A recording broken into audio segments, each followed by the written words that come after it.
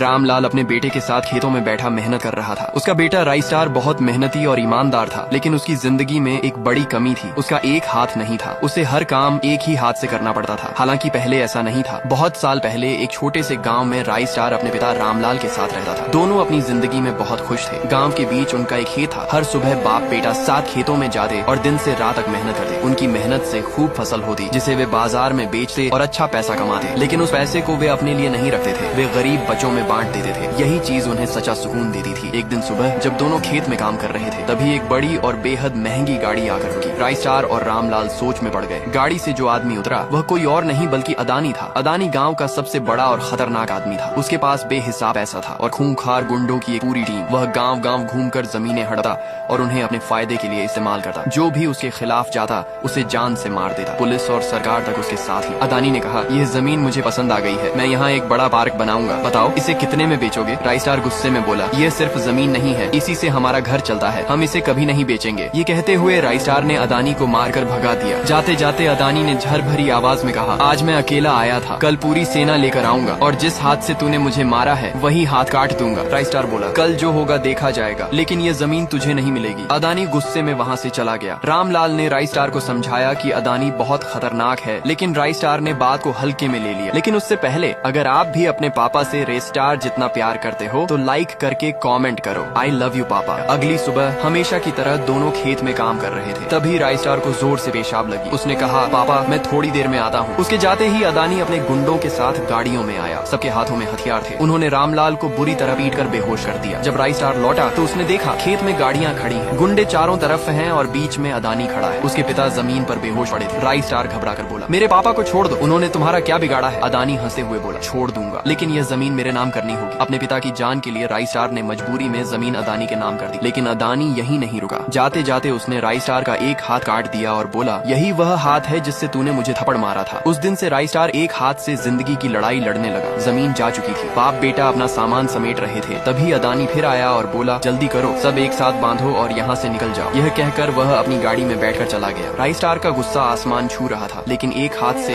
वह क्या कर सकता था? यह सब एक कोने में खड़ा पुष्पा देख रहा था। उसका दिल भर आया। वह धीरे धीरे राइस्टार के पास आया और बोला, मैं जानता हूँ तुम बदला लेना चाहते हो। राइस्टार बोला, हाँ, लेकिन एक हाथ से कैसे? पुष्पा हल्का सा मुस्कुराया, अपनी कुल्हाड़ी आगे बढ़ाई और बोला, जाओ अपना बदला ले लो। दूसरी तरफ अदानी रास्ते से गुजर रहा था। तभी अचानक आसमान से राइस्टार उसके सामने उतरा। अदानी उसे देखकर कांप गया और उसी पल राइस्टार ने अदानी की कहानी हमेशा के लिए खत्म कर दी।